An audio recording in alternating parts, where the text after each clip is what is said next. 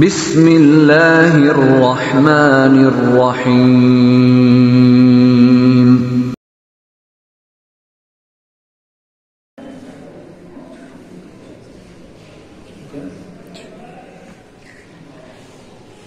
السلام علیکم ورحمۃ اللہ وبرکاتہ۔ الحمد للہ رب العالمین والصلاة والسلام علی اشرف الانبیاء وامام المرسلین نبینا وقدوتنا محمد بن عبد اللہ الامین وعلى آلہ وصحبہ الغر المیامین ومن تبعهم وتابعیہم بإحسان إلی یوم الدین، اما بعد۔ رب اشرح لي صدري ويسر لي امري واحلل عقدة من لساني يفقهوا قولي، رب زدني علما، سبحانك لا علم لنا الا ما علمتنا انك انت العليم الحكيم۔ يا معلم ابراهيم علمني كما علمت، ويا مفهم سليمان فهمني كما فهمت۔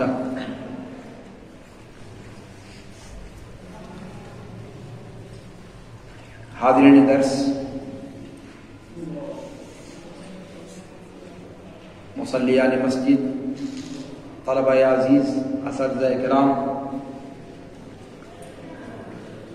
اللہ رب العالمین کی حمد و ثنا کہ آج دوسری بار ہمیں یہاں پر اکٹھا ہونے کا موقع فراہم کیا۔ حدیث جبریل پر کل پہلا درس ہوا اور آج اسی کا تتمہ انشاءاللہ ہم کریں گے۔ حدیث جبریل کے تعلق سے جو باتیں کل عرض کی گئی اور اس حدیث کی اہمیت کیا ہے وہ کل کے درس میں واضح طور پر بتلایا گیا۔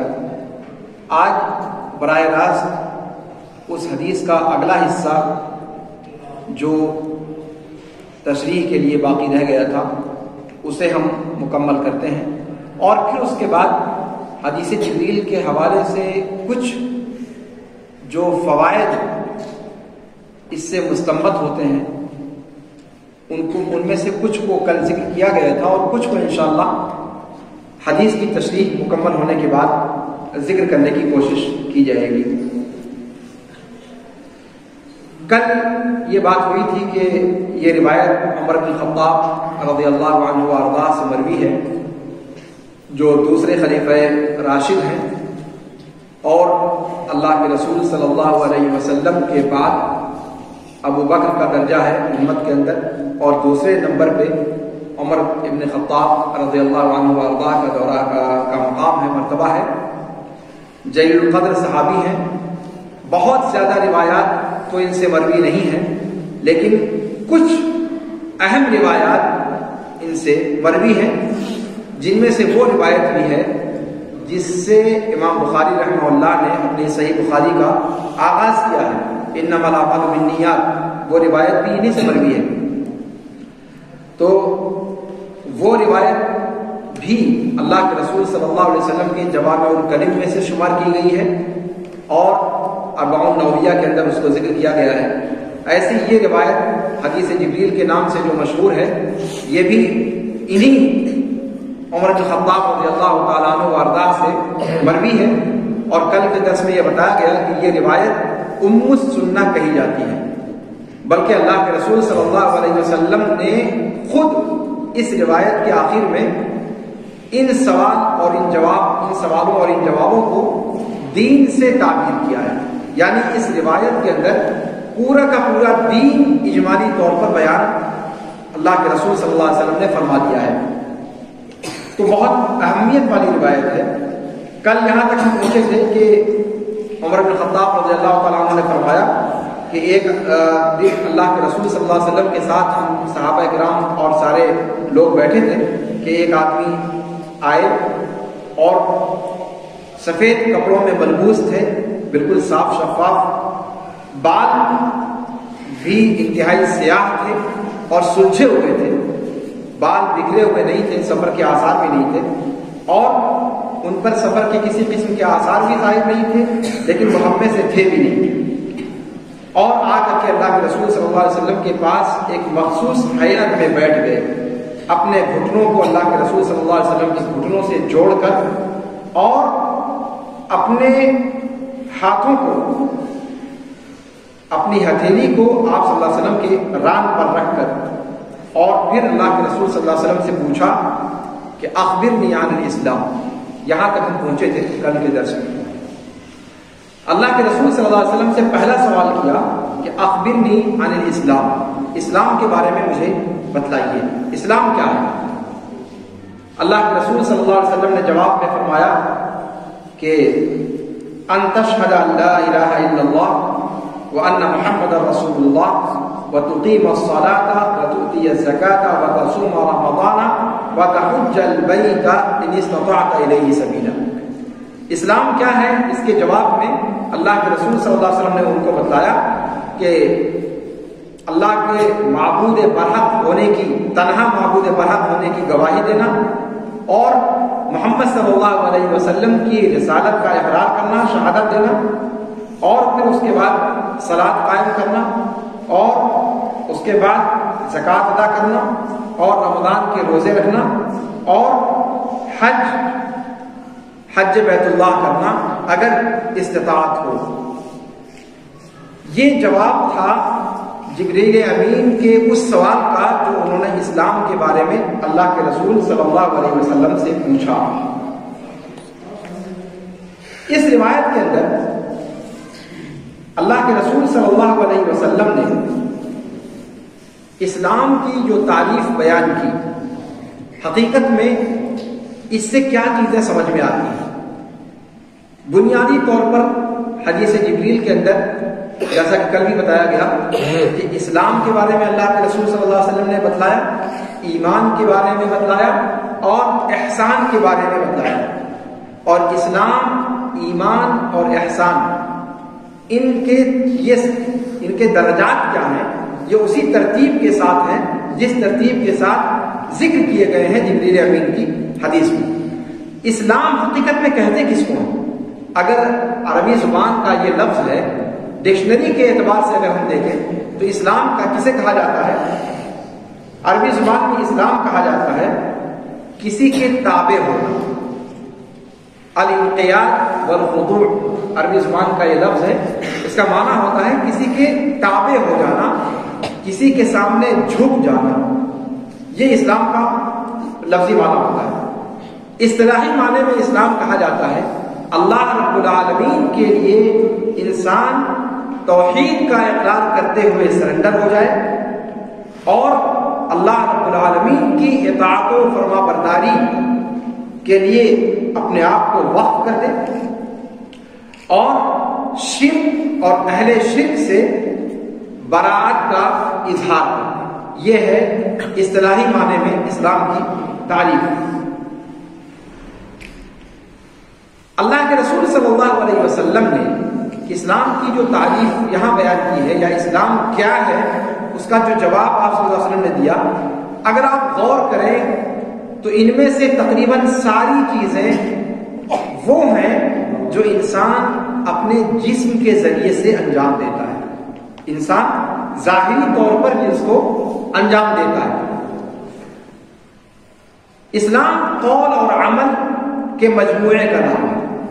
اسلام قول اور عمل کے مجموعے کا نام ہے۔ انسان کا عمل یا تو خالص بدنی عمل ہوگا، جیسے نماز کا معاملہ ہے، روزے کا معاملہ ہے، خالص جسمانی عمل۔ اللہ کے رسول صلی اللہ علیہ وسلم نے اسلام کی تعریف کرتے ہوئے قول اور عمل کی جن چیزوں کو بتلایا، ان میں سے ایسے اعمال ہیں جو انسان اپنے جسم کے ذریعے سے انجام دیتا ہے، اور جیسے اس کی مثال جیسے روزہ ہے اور نماز ہے، انسان اپنے جسم کے ذریعے سے اس کو انجام دیتا ہے۔ کچھ ایسے عمل ہیں جو انسان اپنے پیسے خرچ کر کے ادا کرتا ہے، جیسے زکوٰۃ کا معاملہ ہے، وہ مالی عمل ہوا۔ انسان اپنی طرف سے کچھ پیسے خرچ کرے، روپے، 2 روپے، 4 روپے، 10 روپے، اور اگر صاحب نصاب ہے تو جو نصاب کی مقدار ہے واجبی طور پر اس کو نکالنا پڑتا ہے، تو یہ مال کے ذریعے سے عمل ہوا۔ تو پہلی قسم جو ہے وہ اپنے جسم کے ذریعے سے عمل ہوا، نماز اور روزہ۔ دوسری قسم ان اعمال کی ہے جو انسان اپنے پیسے، مال اور دولت کے ذریعے سے انجام دیتا ہے، جیسے زکوٰۃ کا معاملہ ہوا۔ کچھ اعمال ایسے ہیں جن کے اندر دونوں چیزیں پائی جاتی ہیں، بدن کا عمل بھی پایا جاتا ہے اور مالی بھی ہے وہ، یعنی پیسے بھی خرچ کرنے پڑتے ہیں، اور وہ اس کی مثال حج کی ہے کہ انسان کو جب حج کرنا ہے تو سب سے پہلے اسے پیسے خرچ کرنے پڑتے ہیں، وہاں تک جانے کا ٹکٹ لینا پڑتا ہے، ویزا کا انتظام کرنا پڑتا ہے، تو اخراجات ادا کرنے پڑتے ہیں۔ تو یہ سب سے پہلی جو حج کی جو عبادت ہے اس کے لیے انسان کو دولت خرچ کرنی پڑتی ہے، اور اس کے بعد پھر حج کے جو ارکان ادا کرتا ہے وہ انسان اپنے جسم کے ذریعے سے ادا کرتا ہے، چاہے طواف ہو، چاہے سعی ہو، چاہے عرفات کی طرف جانا ہو، یا پھر عرفات سے لوٹتے ہوئے مزدلفہ آنا، پھر مزدلفہ سے منا آنا، پھر منا کے اندر 3 دن رہنا، پھر اس کے بعد بیت اللہ شریف میں لوٹ کر کے طواف افاضہ کرنا اور وہ سارے اعمال انجام دینا، رمی جمار وغیرہ کا جو کام ہے، تو وہ سارا کا سارا عمل انسان اپنے جسم کے ذریعے سے کرتا ہے۔ تو گویا اللہ کے رسول، اور یہ ساری کی ساری چیزیں ہیں جو اللہ کے رسول صلی اللہ علیہ وسلم نے اسلام کی تعریف میں بتلائی، یعنی آپ صلی اللہ علیہ وسلم نے شہادتین کا ذکر کیا، یعنی لا الہ الا اللہ محمد رسول اللہ، اس کا تعلق زبان سے ہے، انسان زبان کے ذریعے سے اس کو ادا کرتا ہے، تو یہ قول کو اسلام کہا گیا۔ اور شہادتین کے بعد جو باقی 4 چیزیں اللہ کے رسول صلی اللہ علیہ وسلم نے بتائی، ان میں سے یا تو بدنی ہے یا مالی ہے، یا بدنی اور مالی دونوں ہیں۔ خالص بدنی جیسے انسان نماز ادا کرتا ہے، روزہ رکھتا ہے، خالص مالی جیسے زکوٰۃ، انسان جب صاحب نصاب ہو تو پیسہ خرچ کر کے وہ اس رکن کو انجام دیتا ہے۔ اور وہ عبادت جو مالی بھی ہے اور بدنی بھی ہے وہ کون سی ہے؟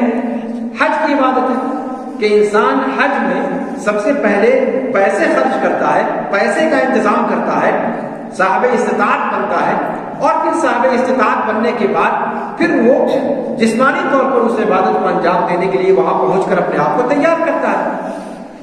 یہ ہے اسلام۔ اللہ کے رسول صلی اللہ علیہ وسلم نے اسلام کی تعریف میں اس کے علاوہ اور کوئی چیز تو بتلائی نہیں۔ اس سے یہ سمجھ میں آتا ہے کہ اسلام نام ہے ظاہری طور پر انجام دیے جانے والے اعمال کا، چاہے وہ قول کی شکل میں ہو، چاہے پھر وہ عمل کی شکل میں ہو۔ یہ اللہ کے رسول صلی اللہ علیہ وسلم کی اس تعریف سے سمجھ میں آتا ہے۔ لیکن یہ چیز ذہن میں رہنی چاہیے کہ اللہ کے رسول صلی اللہ علیہ وسلم نے جن 5 چیزوں کا ذکر کیا ہے، صرف یہی 5 چیزیں اسلام ہیں ایسی بات نہیں ہے، بلکہ جیسا کہ ذکر کیا میں نے، اسلام گویا اللہ کے رسول صلی اللہ علیہ وسلم یہ بتلانے کی کوشش فرما رہے ہیں کہ قول اور عمل کے باب میں جتنی چیزیں داخل ہیں وہ سب کی سب اسلام کے دائرے میں آتی ہیں۔ ایک دوسری روایت میں اللہ کے رسول صلی اللہ علیہ وسلم نے مسلمان کس کو کہا ہے؟ کہا کہ المسلم من سلم المسلمون من لسانہ و یدہ، کہ مسلمان وہ ہے کہ جس سے دوسرا شخص اس کی زبان سے اور اس کے ہاتھ سے محفوظ رہے، یعنی اس کے ظلم و ستم سے، اس کے سب و شتم سے، اس کے گالی گلوچ سے، اس کی ظلم و زیادتی سے محفوظ رہے۔ اچھا، گالی دینا یا مار پیٹ کرنا اس کا تعلق قول سے اور عمل سے ہے یا نہیں ہے؟ گالی انسان کس سے دیتا ہے؟ زبان سے دیتا ہے۔ برا بھلا کس سے کہتا ہے؟ زبان سے کہتا ہے۔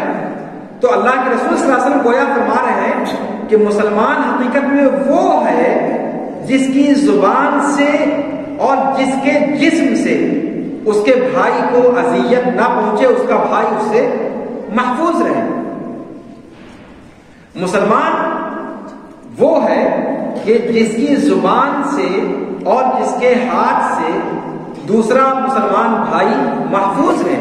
اس کا مطلب یہ ہوا کہ اسلام کے دائرے میں وہ تمام چیزیں آ جاتی ہیں جو انسان اپنی زبان کے ذریعے سے کہتا ہے، اور وہ تمام چیزیں آ جاتی ہیں جو انسان اپنے جسم کے ذریعے سے انجام دیتا ہے، چاہے پھر وہ ان 5 ذکر کردہ چیزوں میں سے ہے یا ان 5 چیزوں میں سے نہیں ہے۔ دوسری روایت میں اس چیز کی صراحت آ گئی، لیکن یہ طے ہو گیا کہ اسلام اللہ کے رسول صلی اللہ علیہ وسلم کی تشریح کے مطابق قول اور عمل کے مجموعے کا نام ہے۔ ظاہری قول اور ظاہری عمل، یہی اس سے مراد لیا جاتا ہے۔ یہ اللہ کے رسول صلی اللہ علیہ وسلم کی تعریف کا ماحصل ہے۔ اب آئیے اس کے بعد دوسری بات جو اللہ کے رسول صلی اللہ علیہ وسلم سے پوچھی گئی، ایمان کے بارے میں۔ ایمان کیا ہے؟ اچھا، اس سے پہلے کہ آگے بڑھیں، یہاں پر یہ بتلا دینا ضروری ہے کہ آپ صلی اللہ علیہ وسلم نے اسلام کی تعریف بیان کرتے ہوئے، اسلام کے بارے میں وضاحت فرماتے ہوئے، آپ صلی اللہ علیہ وسلم نے سب سے پہلے کس کو ذکر کیا؟ شہادتین۔ سب سے پہلے کس کو ذکر کیا؟ شہادتین۔ اس کا مطلب یہ ہوا کہ اسلام کے ارکان میں سب سے پہلا رکن آپ صلی اللہ علیہ وسلم نے جس ترتیب کے ساتھ ذکر کیا ہے، وہی ترتیب اس کی اہمیت کے لیے ہے۔ تو سب سے پہلے آپ صلی اللہ علیہ وسلم نے کس چیز کو ذکر کیا؟ اسلام کو۔ جبریل امین کا سب سے پہلا سوال کس کے بارے میں تھا؟ اسلام کے بارے میں، پھر ایمان کے بارے میں، پھر احسان کے بارے میں۔ اس کا مطلب یہ ہوا کہ جبریل امین کے سوالوں میں سب سے زیادہ اہم سوال کون سا ہوا؟ اسلام سے متعلق۔ اسلام سے متعلق سوال، چونکہ اس کا تعلق ہر فرد مسلم سے ہے، جیسا کہ کل بتایا میں نے کہ ہر فرد مسلم سے اس کا تعلق ہے۔ ہر فرد مسلم جو بھی لا الہ الا اللہ محمد رسول اللہ کہتا ہے، ہر شخص سے اس کا تعلق ہے۔ تو گویا اسلام کے بارے میں جاننا یہ زیادہ وسیع پیمانے پر اس کے جاننے کی ضرورت ہے۔ تو جس کو بڑے پیمانے پر جاننے کی ضرورت ہے، وہ سوال سب سے زیادہ اہم ہوا، اس لیے کہ وہ سب سے زیادہ لوگوں کے لیے امپورٹنٹ ہے۔ تو جو سب سے زیادہ لوگوں کے لیے امپورٹنٹ ہے، اس کو انہوں نے مقدم رکھا۔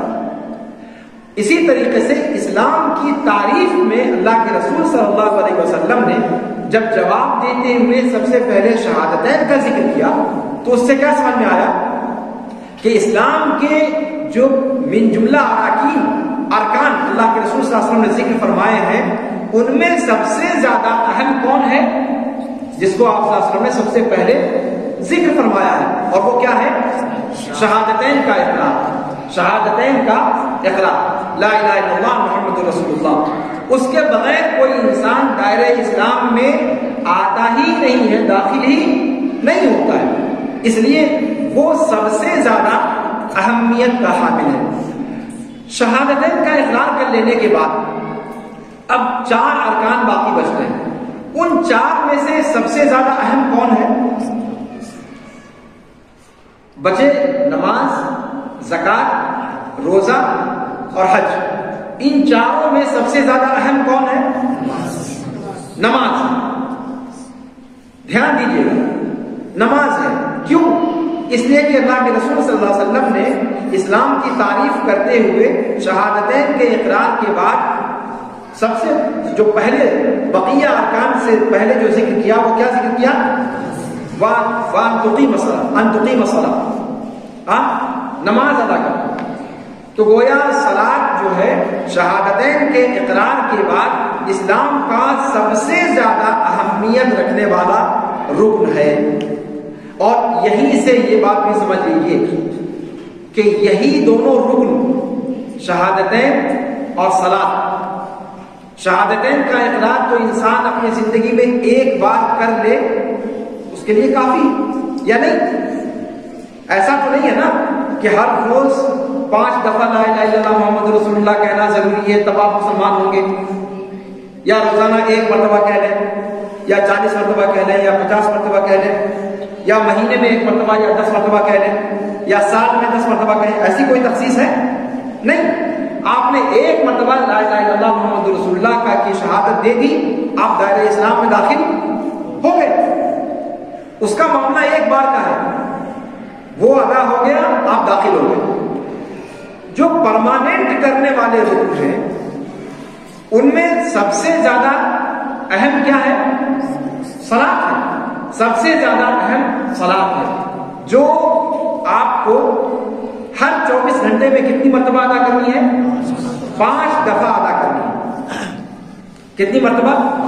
5 مرتبہ ادا کرنی ہے۔ شہادتین کا اقرار سب کو کرنا ہے، جو بھی مسلم عاقل بالغ ہے، تکلیف جس کے اوپر ہے، مکلف جو ہے اس کے اوپر ضروری ہے سن تمیز یا سن تکلیف، سن بلوغت جو علماء کرام کا اختلاف ہے اس کے اعتبار سے اس عمر کو پہنچنے کے بعد ضروری ہے کہ انسان شہادتین کا اقرار، تو شہادتین کا اقرار کر لینا وہ 1 مرتبہ کافی ہے۔ اس کے بعد جو رکن انسان کو یا مسلمان کو، ہر مسلمان کو بار بار تکرار کے ساتھ ادا کرنا ہے، ان میں سب سے زیادہ مرتبہ ادا کرنے والا رکن کون سا ہے؟ صلاۃ، جو ہر انسان کو 24 گھنٹے میں 5 دفعہ ادا کرنا ہی ہے۔ کسی کے لیے چھوٹ ہے؟ ہاں، کسی کے لیے چھوٹ ہے؟ بیمار ہو تو، سفر میں ہو تو، کبھی بھی چھوٹ نہیں۔ باقی جتنے ارکان ہیں، روزے کا معاملہ ہے، اگر انسان سفر میں ہے، حکم آیا کہ فعدۃ من ایام اخر، ہے کہ نہیں؟ آیت صوم کے اندر اس کا ذکر ہے۔ بیمار ہو تو اگر بوڑھے ہوں، روزہ نہ رکھ سکتے ہوں تو اس کی جگہ پر وہ مسکینوں کو کھانا کھلا کر چھٹی پا جائے، ہے کہ نہیں؟ زکوٰۃ کا معاملہ، زکوٰۃ ہر مسلمان پہ فرض ہے جی، ہر مسلمان پہ فرض نہیں ہے، صاحب استطاعت لوگوں پر فرض ہے، یعنی جو جس کا مال نصاب تک پہنچے اسی کے اوپر تو زکوٰۃ فرض ہوتی ہے، باقی سارے لوگ تو چھٹی پا گئے۔ ہاں، جو لوگ غریب مسکین ہیں، جو صاحب نصاب نہیں ہیں، ان کو چھٹی مل گئی، ٹھیک ہے۔ زکوٰۃ کے معاملے میں چھٹی ہے اگر صاحب نصاب نہیں ہے، یعنی وہ سب لوگوں پر واجب نہیں ہے۔ صوم کا معاملہ وہ بھی سب لوگوں پر واجب نہیں ہے، اگر سفر میں ہے تو معاف ہے، اگر بوڑھے اور کمزور ہو گئے، عورتیں اگر اپنے ماہواری کے ایام میں ان کے لیے معاف ہے۔ حمل کا معاملہ ہے، بچوں کے دودھ پلانے کا معاملہ ہے، اگر بچے کو نقصان پہنچنے کا اندیشہ ہے، بہت ساری چھوٹ ہے، روزہ معاف ہے، کسی کے اوپر کفارہ ہے، کسی کے اوپر کفارہ بھی نہیں۔ تو یہ ساری صورتحال روزے کے اندر بھی چھوٹ پائی جاتی ہے، زکوٰۃ کے اندر وہ ہر ایک پر واجب نہیں ہے، اور حج یہ سب کے اوپر واجب ہے، وہ تو بدرجہ اولا، وہ تو جہاں پر قرآن نے ذکر کیا کہ وَلِلَّهِ عَلَى النَّاسِ حِجُّ الْبَيْتِ مَنِ اسْتَطَاعَ إِلَيْهِ سَبِيلًا، وہیں پر کہہ دیا کہ صرف اس کے اوپر جو وہاں تک جانے کا خرچ برداشت کر سکے، جس کے پاس اتنی سکت ہو، صحت کے ناحیے سے، مال و دولت کے ناحیے سے، اور راستے کے معمول ہونے کے ناحیے سے، یہ سارے خطرات اگر نہ ہوں اور ہر اعتبار سے استعداد ہو، تب وہ اس کے اوپر حج فرض ہوتا ہے، وہ بھی گویا ہر آدمی پر نہیں ہے۔ تو بچی کون سی چیز اس 5 چیز میں سے؟ ہاں، اکلوتی چیز جو بچی وہ کیا ہے؟ صلاۃ ہے، صلاۃ ہے۔ یہ کہنے تو اسلام کے 5 ارکان ہیں، لیکن وہ رکن جو ہر کس و ناکس کے اوپر فرض ہے، بغیر کسی امتیاز کے، بغیر کسی تفریق کے، بغیر کسی فرق کے، وہ اکلوتی صلاۃ۔ انسان بیمار ہو تب بھی اس کو نہیں چھوڑ سکتا، انسان سفر میں ہو تب بھی اس کو نہیں چھوڑ سکتا۔ بہرحال اس کی تفصیل میں نہیں جاؤں گا۔ تو اسلام کے ارکان میں شہادتین سب سے پہلے، اس لیے کہ اس کے بغیر آدمی مسلمان ہی نہیں ہوتا، وہ داخل ہی نہیں ہوگا اسلام کے اندر۔ تو اسلام میں داخل ہونے کے لیے اس اعتبار سے شہادتین کا درجہ سب سے مقدم ہے۔ لیکن عملی طور پر پرماننٹ طریقے پر جو اسلام میں داخل ہونے کے بعد ان ارکان میں سے جو برابر اس کو کرنا ہے وہ صرف اور صرف اکلوتی کون سی ہے؟ صلاۃ ہے۔ اور اسی وجہ سے علماء نے کہا کہ صلاۃ یہ ہر مسلمان کے اوپر فرض ہے، واجب ہے، کسی کے اوپر چھوٹ نہیں ہے۔ اور اگر کوئی بندہ صلاۃ کو وقت پر ادا نہیں کرتا اور یہ اس کی دائمی روش ہے تو پھر وہ اسلام کے اندر باقی نہیں بچتا۔ قرآن نے کہا اقیموا الصلاۃ ولا تکونوا من المشرکین۔ اللہ کے رسول صلی اللہ علیہ وسلم نے کیا فرمایا؟ بین العبد و بین الکفر بین الشرک والکفر ترک الصلاۃ، اور کما قال صلی اللہ علیہ وسلم کہ بندے اور شرک اور کفر کے درمیان حد فاصل کیا ہے؟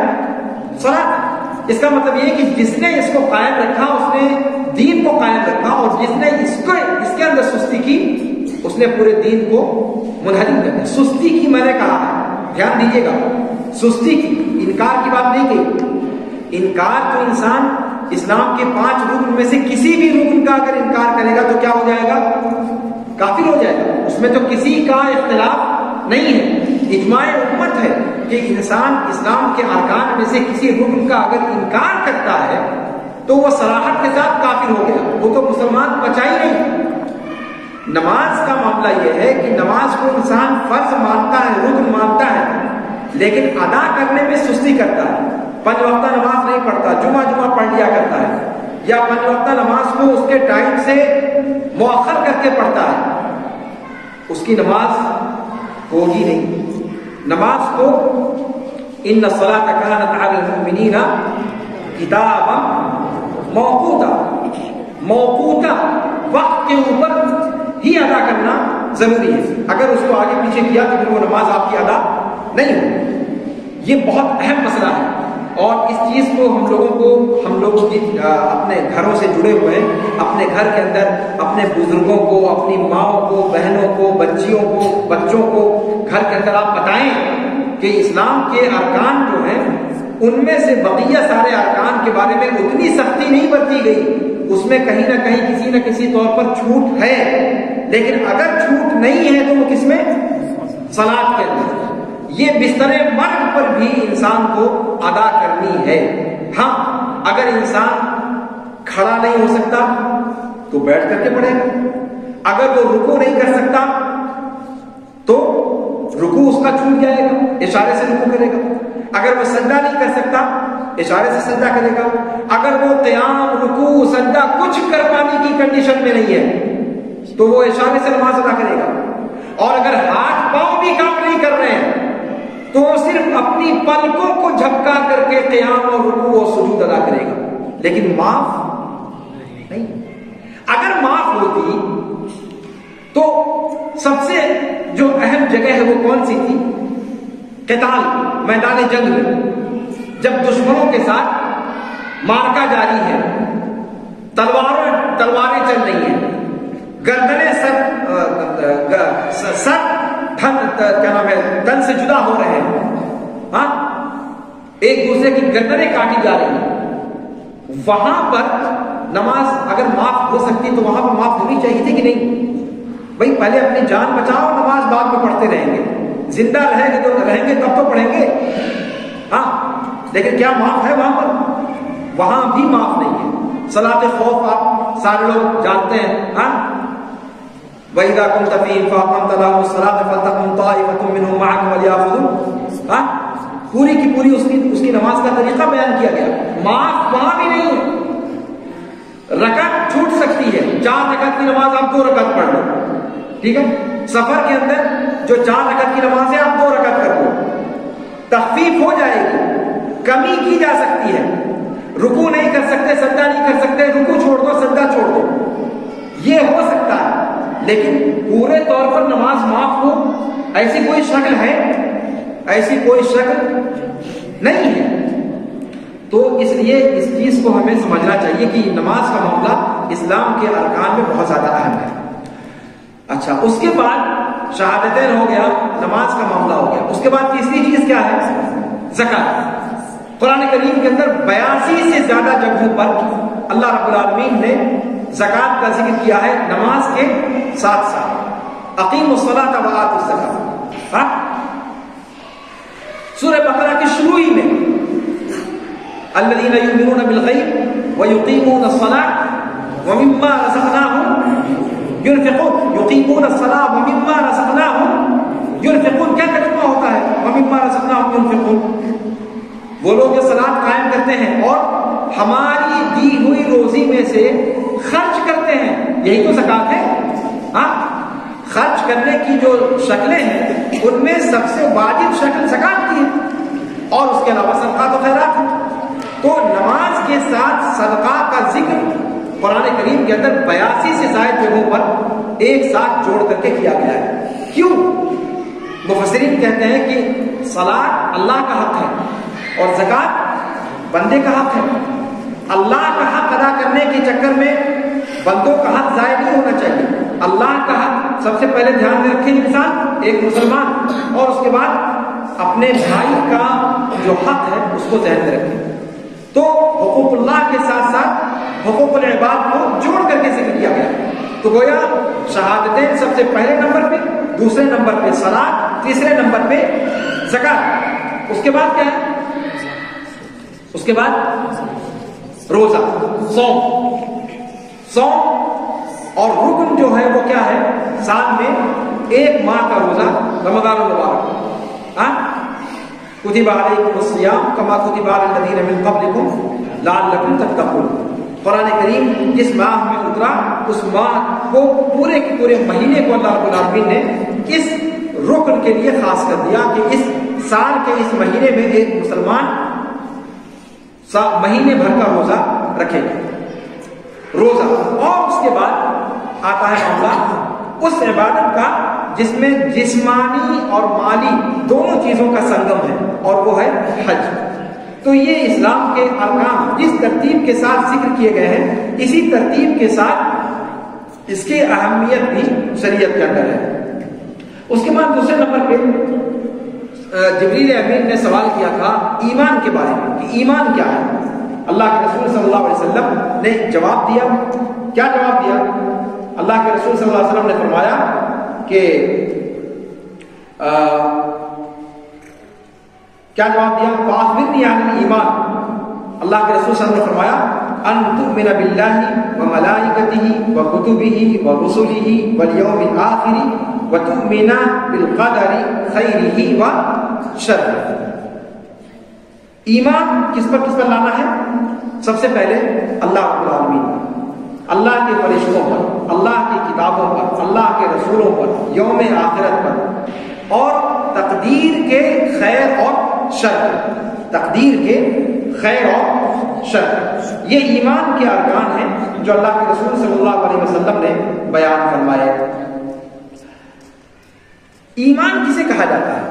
اسلام کو جیسے میں نے بتایا اسلام کہا جاتا ہے استسلام کو، انقیاد کو، خضوع کو، کسی کے تابع فرمان ہو جانا، کسی کے سامنے سرنڈر ہو جانا، سرنگو ہو جانا، یہ ہے اسلام. پھر ایمان کیا ہے؟ لغت کے اعتبار سے، ڈکشنری کے اعتبار سے ایمان کہا جاتا ہے تصدیق. ایمان کسے کہا جاتا ہے؟ تصدیق. یعنی کسی چیز کی تائید کرنا، دل سے کسی چیز کی تائید کرنا، توثیق کرنا، دل سے کسی چیز کو کا اقرار کرنا. اصطلاح کے اندر کہا جاتا ہے زبان سے کہنا اور دل سے اس کا اعتقاد رکھنا اور ارکان پر عمل کرنا اور وہ اطاعت کے کاموں سے بڑھنے کا اعتقاد رکھنا اور معصیت کے کاموں سے گھٹنے کا اعتقاد رکھنا. ایمان بڑھتا اور گھٹتا ہے. ایمان بڑھتا اور گھٹتا ہے. آپ سبھی لوگ جانتے ہیں قرآن کریم کے اندر اللہ رب العالمین نے بہت ساری جگہوں پر اس کا ذکر کیا ہے کہ ایمان گھٹتا اور بڑھتا ہے. اللہ رب العالمین فرماتا ہے کہ انما المؤمنون الذين اذا ذكر الله وجلت قلوبهم واذا تليت عليهم آياته زادتهم ایمان. زادتهم ایمان. کہ حقیقی مومن وہ لوگ ہیں کہ جب اللہ رب العالمین کا ان کے سامنے تذکرہ کیا جائے تو ان کے دل خوف سے کانپ اٹھتے ہیں، تھرا اٹھتے ہیں، اور جب اللہ رب العالمین کی آیتیں ان کے سامنے پڑھی جاتی ہیں تو ان کے ایمان میں بڑھوتری ہوتی ہے، اضافہ ہوتا ہے، اور وہ لوگ صرف اپنے رب پر بھروسہ کرتے ہیں، صرف وعلی ربہم یتوکلون، صرف اپنے رب پر بھروسہ کرتے ہیں۔ اس کا مطلب یہ ہوا کہ اصطلاح کے اعتبار سے اگر ایمان کی تعریف کی جائے تو ایمان کہا جاتا ہے 5 نون کا مرکب۔ کتنے؟ 5 نون کا مرکب۔ کیا؟ نمبر 1 اقرار باللسان، نمبر 2 تصدیق بالجنان، اقرار باللسان اور تصدیق بالجنان، تیسرا عمل بالارکان، اور چوتھا یزید بطاعت الرحمن، اور پانچواں ینقص بطاعت الشیطان۔ ٹھیک ہے؟ کیا مطلب ہوا؟ اقرار باللسان یعنی زبان سے اقرار کرنا، زبان سے اقرار کرنا، دوسرے دل سے اس کا اعتقاد رکھنا، دل کے اندر اس کا یقین رکھنا۔ 2 باتیں ہوئی، کیا کافی ہے؟ نہیں۔ چوتھی چیز عمل بالارکان، انسان اپنے جسم کے ذریعے سے، اپنے اعضائے بدن کے ذریعے سے اس پر عمل کرے، یہ بھی ایمان کی تعریف میں داخل ہے۔ اس کے بعد کہا یزید بطاعت الرحمن، اللہ رب العالمین کی اطاعت و فرما برداری سے بڑھنے کا اعتقاد رکھنا کہ ایمان بڑھتا ہے، اطاعت کے کاموں سے ایمان بڑھتا ہے، اور شیطان کی تابعداری کرنے سے ایمان گھٹتا ہے۔ یہ 5 چیزیں ہیں، 5 نون کا مرکب ہے ایمان سلف کے نزدیک۔ یہ اصطلاحی تعریف ایمان کی ہے، اور اسی لیے ایمان کے بارے میں اللہ کے رسول صلی اللہ علیہ وسلم نے ایک روایت میں فرمایا کہ 70 سے زیادہ اس کی شاخیں ہیں۔ کتنی شاخیں ہیں؟ 70 شعبہ، 70 سے زیادہ اس کی شاخیں ہیں، اور ان میں سے سب سے افضل لا الہ الا اللہ کہنا ہے، اور سب سے ہلکا راستے سے اذیت رساں چیز کو ہٹا دینا ہے۔ آپ راستے میں چل رہے ہیں، کوئی چیز نقصان پہنچانے والی ہے، کنکر ہے، پتھر ہے، گندگی ہے، کانٹا ہے، آپ نے اس کو راستے سے ہٹا دیا تاکہ کسی کو چبھے نہ، کسی کو ٹھوکر نہ لگے۔ یہ بھی ایمان کی شاخوں میں سے ایک شاخ ہے، اور اگر آپ نے ایمان کی نیت سے، ثواب کی نیت سے یہ کام کیا ہے تو گویا آپ نے ایمان کا ایک کام کیا ہے۔ تو گویا ایمان جہاں دل کے عقیدے کا نام ہے، وہیں انسان کے جسم کے ذریعے سے جو اعمال انجام دیے جاتے ہیں اس کو بھی ایمان کہا جاتا ہے۔ ایک چیز یہاں پر یہ بتلانے کی ہے کہ ایمان اور اسلام دونوں آپس میں ان کا رشتہ کیا ہے۔ کیا اسلام اور ایمان ایک ہی معنی میں ہے، یا اسلام اور ایمان الگ الگ معنی میں ہے؟ آسان لفظوں میں یہ کہا جائے کہ جب مسلمان کہا جائے یا اسلام کہا جائے تو اس کے اندر ایمان داخل ہوتا ہے، جب اسلام کہا جائے تو اس کے اندر ایمان داخل ہوتا ہے، اور اکیلے جب ایمان بولا جائے تو اس کے اندر اسلام داخل ہوتا ہے۔ یعنی جو معنی اسلام کا ہوتا ہے وہی معنی ایمان کا ہوتا ہے، اور جو ایمان کا معنی ہوتا ہے وہی اسلام کا معنی ہوتا ہے۔ جب دونوں کو الگ الگ بولا جائے، جب دونوں کو الگ الگ بولا جائے، لیکن اگر ایک ہی جگہ پر، جیسے یہاں پر ہے جبریل والی حدیث میں کہ اسلام کا سوال کیا گیا پھر ایمان کا سوال کیا گیا، تو جب دونوں چیزیں ایک ساتھ ذکر کی جائیں، اسلام کو بھی اور ایمان کو بھی، تب دونوں ایک نہیں ہوں گی، تب دونوں میں فرق ہو جائے گا۔ سمجھ میں آئے گا؟ جب دونوں کو اکیلے اکیلے استعمال کریں گے تب دونوں ایک دوسرے کے معنی میں ہوں گے، لیکن جب دونوں کو ایک ساتھ بولیں گے تب وہاں مسلمان کا معنی دوسرا، اسلام کا معنی دوسرا ہوگا، اور ایمان کا معنی دوسرا ہوگا۔ کیا معنی ہوگا اسلام کا؟ اسلام کا معنی ہوگا جو انسان ظاہری اعمال انجام دیتا ہے اس کو اسلام کہا جائے گا، جیسے کہ ارکان اسلام کا بیان آپ نے دیکھا۔ اور ایمان، جب وہاں پر ایمان جب کہا گیا ہے ساتھ میں، تو وہاں ایمان سے مراد ہوگا ان چیزوں پر ایمان رکھنا۔ اسلام سے کا معنی ہوگا کہ جو لوگ جو شہادتین کا اقرار کرے، نماز قائم کرے، زکوٰۃ ادا کرے، روزہ رکھے اور حج بیت اللہ کرے، وہ اعمال انجام دینے والا، وہ مراد ہوگا اسلام سے۔ اور ایمان سے مراد کیا ہوگا؟ کہ جو اللہ پر ایمان رکھے، فرشتوں پر ایمان رکھے، رسولوں پر ایمان رکھے، کتاب پر ایمان رکھے، یوم آخرت پر ایمان رکھے اور تقدیر پر ایمان رکھے، تو یہ دونوں الگ الگ چیزیں ہوئی نا. اسی لیے کہا کہ جب اسلام اور ایمان جب ایک ساتھ ذکر کریں گے تو دونوں کا الگ الگ معنی مراد لیا جائے گا. لیکن جب دونوں کو علیحدہ علیحدہ ذکر کیا جائے گا، اسلام کو صرف ذکر کیا جائے، وہاں ایمان کا ذکر نہ کیا جائے تو ایمان وہاں پر شامل ہوگا. اگر صرف ایمان کا ذکر کیا جائے، اسلام کا ذکر نہ کیا جائے تو وہاں پر ایمان اسلام کو شامل ہوگا. لیکن جب دونوں کو ایک جگہ پر ذکر کیا جائے، اسلام یہ ہے اور ایمان یہ ہے، تو وہاں پر دونوں کے درمیان فرق ہو جائے گا. ٹھیک ہے؟ تو اسی لیے کہا گیا کہ ان دونوں کے درمیان اذا اجتمعا افترقا واذا افترقا اجتمعا. یہ قاعدہ یاد کر لیں آپ اسلام اور ایمان کے بارے میں. کیا ہے؟ اذا اجتمعا افترقا، جب دونوں اکٹھا آتے ہیں تو دونوں الگ الگ معنی بتلاتے ہیں. واذا افترقا اجتمعا، اور جب دونوں الگ الگ ہوتے ہیں تو دونوں ایک دوسرے کے ساتھ ایک دوسرے کے معنی کو فرق دلالت کرتے ہیں. واضح؟ اذا اجتمعا افترقا وَإِذَا افْتَرَقَا اجْتَمَعَا، یہ قاعدہ ہے اسلام اور ایمان کے بارے میں. ٹھیک ہے مشاہد؟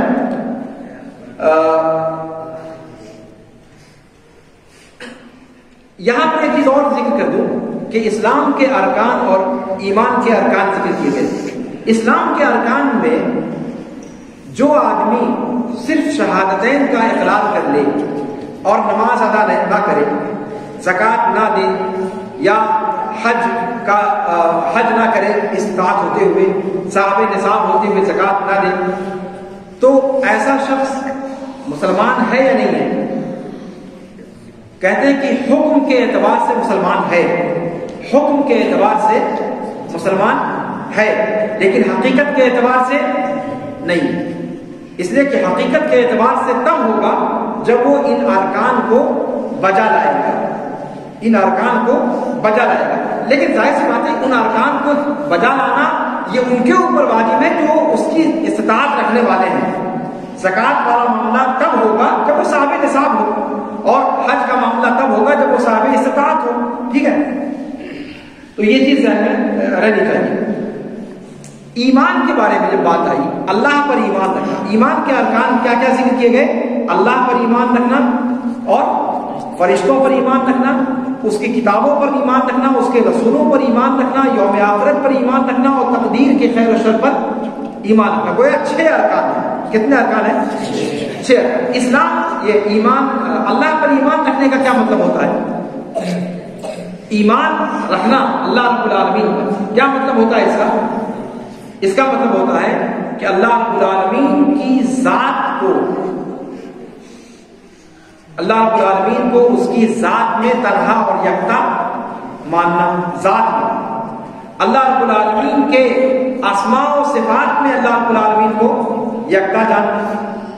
اللہ رب العالمین کی توحید میں، توحید الوہیت، توحید ربوبیت، توحید اسماء و صفات، ان تمام کے اندر اللہ رب العالمین کو یکتا اور تنہا جاننا. ٹھیک ہے؟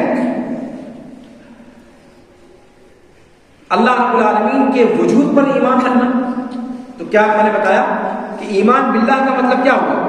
کہ سب سے پہلے ایک آدمی اللہ رب العالمین کے موجود ہونے پر ایمان رکھے.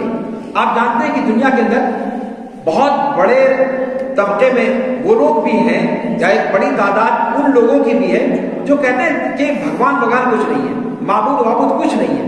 یہ سب یہ لوگ کمیونسٹ جو عقیدہ ہے وہ کیا کہتے ہیں، الحاد کی طرف جو لوگ بلانے والے، کہ یہ ہر ورم کچھ بھی نہیں ہے، بھگوان اور اللہ کچھ نہیں ہے، یہ سب انسان کے ذہن کی خرافات ہے. ٹھیک ہے؟ کہتے ہیں نا وہ. تو ایمان باللہ کا مطلب ہوا کہ سب سے پہلے آپ اللہ رب العالمین کے وجود پر ایمان لائیں کہ اللہ تعالیٰ موجود ہے، اللہ تعالیٰ کوئی چیز ہے، اللہ کی ہستی کا اقرار. یہ ایک چیز ہوئی، پہلی چیز جو ایمان میں آپ سے مطلوب ہے. اور جب اللہ رب العالمین کی ذات کا اقرار کر لیا، اس کے ہونے کا اقرار کر لیا، تب اس کے بعد کس چیز کا اقرار کرنا ہے؟ پھر اللہ رب العالمین کو رب ماننا، اللہ رب العالمین کو معبود ماننا، اور اللہ رب العالمین کے اسماء و صفات کا اقرار کرنا۔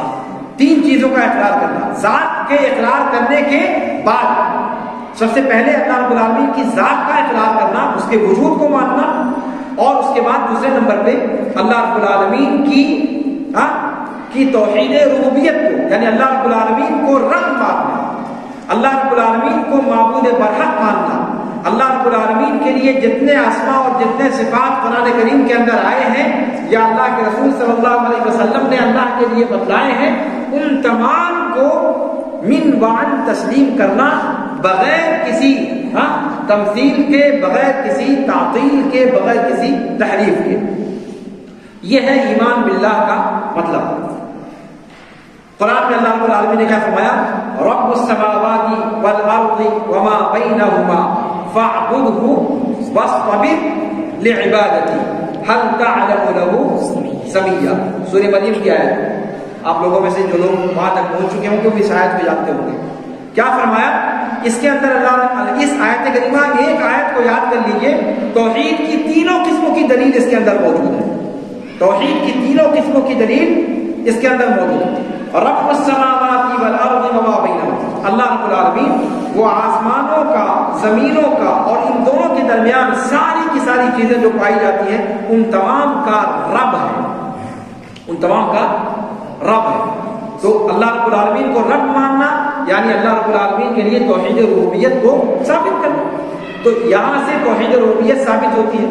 اس کے بعد فرمایا فاعبدہ واصطبر لعبادتہ، اور جب آپ نے اللہ رب العالمین کو رب مان لیا، تو جب رب اللہ کو تم نے مان لیا، اللہ کو رب ماننے کا مطلب کیا ہوتا ہے؟ اللہ کو رب ماننے کا مطلب کیا ہوتا ہے؟ اللہ کو رب ماننے کا مطلب ہوتا ہے کہ وہی آپ کو زندہ کرنے والا ہے، وہی آپ کو پیدا کرنے والا ہے، وہی آپ کو مارنے والا ہے، وہی آپ کو جلانے والا ہے، وہی آپ کو مصیبت میں مبتلا کرنے والا ہے، وہی آپ کی فریاد رسی کرنے والا ہے، وہی آپ پر تنگی لانے والا ہے، وہی آپ پر کشادگی لانے والا ہے۔ سمجھ میں آ رہی بات؟ یہ ساری کی ساری چیزیں اللہ رب العالمین کو جب آپ رب مانتے ہو تو اس کا مطلب یہ ہے کہ آپ اللہ رب العالمین کے لیے ان ساری چیزوں کو ثابت کرتے ہو۔ اللہ رب العالمین کے رب ماننے کا مطلب یہ ہے۔ تو جب آپ اللہ، اور یہ کفار مکہ جن کے درمیان قرآن کریم اترا، وہ کفار مکہ اللہ تعالیٰ کو رب مانتے تھے کہ نہیں مانتے تھے؟ اللہ کو رب مانتے تھے کہ نہیں مانتے تھے؟ مانتے تھے۔ احسن، کفار مکہ اللہ رب العالمین مارنے والا ہے، اللہ رب العالمین جلانے والا ہے، اللہ رب العالمین بیماری اتارنے والا ہے، اللہ رب العالمین شفا دینے والا ہے، اللہ رب العالمین کشادگی دینے والا ہے، وہ تنگی ڈالنے والا ہے، اللہ رب العالمین ہی مصیبتوں سے نجات دینے والا ہے۔ اسی لیے سمندر میں جب وہ مبتلا آزمائش ہوتے تھے، فَإِذَا غَشِيَهُم مَوْجٌ کیا ہے؟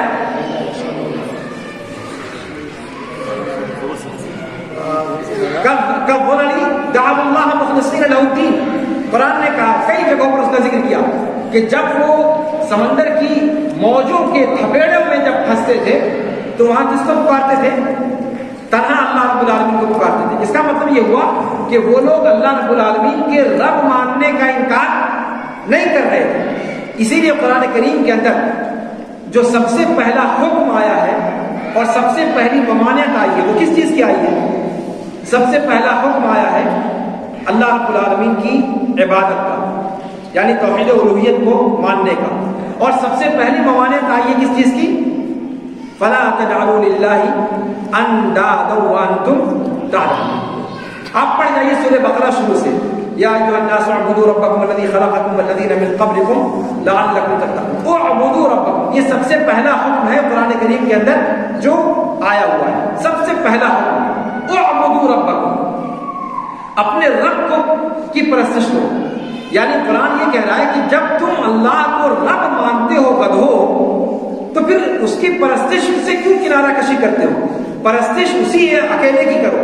جب رب اللہ کے ساتھ کسی اور کو نہیں مانتے تو پرستش اس کے ساتھ کسی اور کی کیسے کرتے ہو؟ سمجھ آ رہی بات؟ وہی بات یہاں بھی قرآن نے کہی۔ کہ جب اللہ رب العالمین کے لیے ربوبیت ثابت کیا کہ رب السماوات والارض وما بینہما، اور یہ چیز تم بھی مانتے ہو، کفار مکہ جن کے درمیان یہ آیتیں اتری وہ لوگ بھی اللہ کو رب مانتے تھے. قرآن کہتا ہے کہ جب رب مانتے ہو فاعبدہ، فا تاخیر کے لیے آتا ہے بغیر تاخیر کے، یعنی جب رب ماننے میں تم کو اختلاف نہیں ہے تو پھر اس کی تنہا عبادت میں کیوں اختلاف کرتے ہو؟ فاعبدہ، جب وہ تمہارا رب ہے تمہارے اپنے اقرار کے اعتبار سے، تو پھر اس کو تم تنہا قابل پرستش کیوں نہیں مانتے؟ گویا جب ربوبیت مانتے ہو اللہ کے لیے تو اللہ کے لیے الوہیت بھی مانو. گویا ربوبیت کو دلیل بنایا الوہیت کو ثابت کرنے کے لیے. تو فرمایا فاعبدہ واصطبر لعبادتی، اور اللہ رب العالمین کی عبادت پر ڈٹ جائیے. اس کے بعد کہا هل تعلم له سمیا، کیا تم جانتے ہو اللہ رب العالمین کے لیے کہ کوئی اس کا ہمسر ہے، ہم نام ہے؟ یا هل تعلم له سمیا، یہ ٹکڑا بتلا رہا ہے کہ اللہ رب العالمین اپنے سارے اسماء میں، اپنی ساری صفات میں وہ یکتا اور تنہا ہے، جیسے وہ اپنی ذات میں تنہا اور یکتا ہے. جیسے اس کی ذات کی طرح کوئی ذات نہیں، ویسے اس کے اسماء کی طرح کسی کے اسماء نہیں، ویسے اس کی صفات کی طرح کسی کی صفات نہیں ہے. تو گویا ایمان باللہ کے اندر یہ ساری چیزیں داخل ہو گئی کہ اللہ رب العالمین پر ایمان رکھو، یعنی اللہ کی ذات پر ایمان رکھو، اللہ رب العالمین کے اسماء و صفات پر ایمان رکھو، اللہ رب العالمین کے معبود ہونے پر ایمان رکھو، اور اللہ رب العالمین کے رب ہونے پر ایمان رکھو. یہ ایمان باللہ کا مطلب ہے.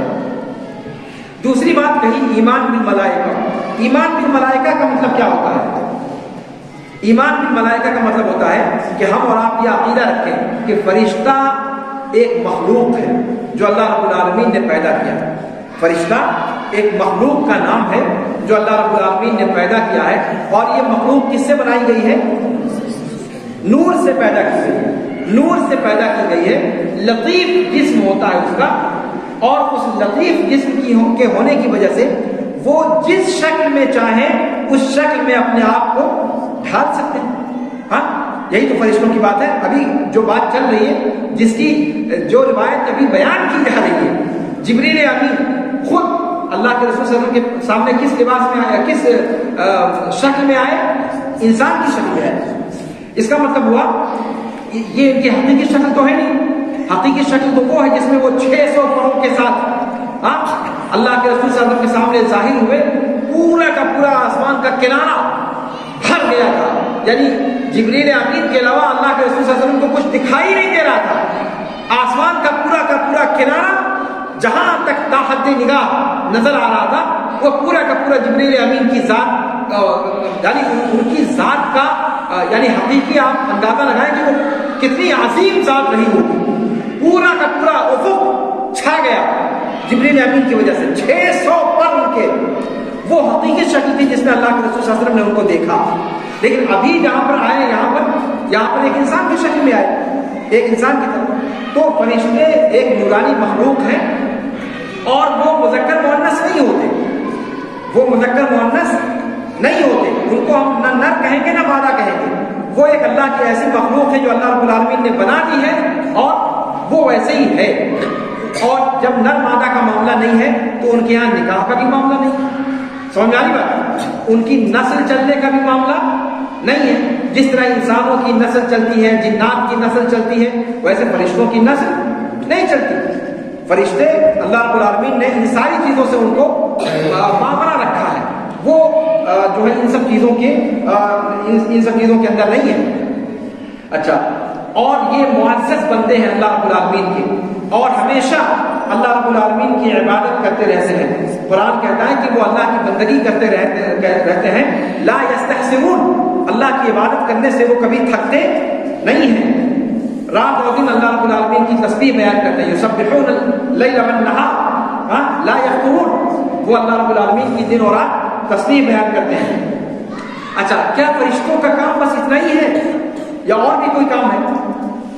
کہتے ہیں کہ فرشتوں کے ذمہ اللہ رب العالمین نے ڈھیر سارے کام لگا رکھے ہیں. ان میں سے بہت سارے فرشتے وہ ہیں جو اللہ رب العالمین کے عرش کو اٹھائے ہوئے ہیں. حملۃ العرش جس کا ذکر آپ کے قرآن کریم کے اندر موجود ہے، الذین یحملون العرش، ہاں، تو وہ فرشتے ان کی ذمہ داری عرش کو تھامے رہنا ہے۔ بہت سارے فرشتے ہیں جو پہاڑوں کی ذمہ داری جن کو دی گئی ہے، بہت سارے فرشتے ہیں جن کو بندوں کے اعمال کی نگرانی سونپی گئی ہے کہ نہیں ہے؟ فجر میں جو فرشتے آتے ہیں وہ عصر میں چلے جاتے ہیں، پھر عصر کے اندر دوسری شفٹ آتی ہے، وہ فجر کی نماز تک آپ کے ساتھ رہتی ہے۔ جانتے ہیں یہ سب کہ نہیں؟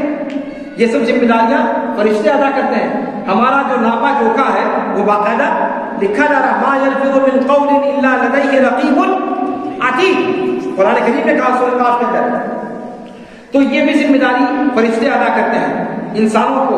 اچھا، اسی طریقے سے آپ نے وہ روایت سنی ہوگی کہ اگر کوئی بندہ رات کو سورہ بقرہ کی آخری آیتیں پڑھ کر کے سوتا ہے، آیت الکرسی پڑھ کر کے سوتا ہے، تو اس کو نہ کوئی گزن پہنچانے والی چیز گزن نہیں پہنچا سکتی، تکلیف پہنچانے والی چیز اس کو تکلیف نہیں پہنچا سکتی۔ اللہ رب العالمین کی طرف سے رکھوالا متعین ہوتا ہے۔ کون سا رکھوالا ہوتا ہے؟ فرشتے اس کی نگہبانی کرتے ہیں، فرشتے اس کی نگرانی کرتے ہیں۔ اچھا، اسی طریقے سے بہت سارے فرشتے ہیں جو قبر کے اندر سوال جواب کے لیے رکھے گئے ہیں۔ کیا کہا جاتا ہے ان کو؟ منکر نکیر۔ اسی طریقے سے بہت سارے فرشتے ہیں جن کو مخلوقات کی ارواح کو قبض کرنے کے لیے، روحوں کو نکالنے کے لیے، روح قبض کرنے کے لیے متعین ہے، وہ بھی ذمہ داری فرشتوں کی۔ بارش برسانے کی ذمہ داری فرشتوں کی۔ جتنے سارے کام ہیں وہ سارے کے سارے کام فرشتوں کے۔ اسی طریقے سے فرشتوں کے اندر ایک چیز اور رکھیں کہ ان کی یہ ساری ذمہ داریاں ہیں۔ فرشتوں کے اندر بھی کیٹیگری ہے، ان میں سب سے افضل کون ہے؟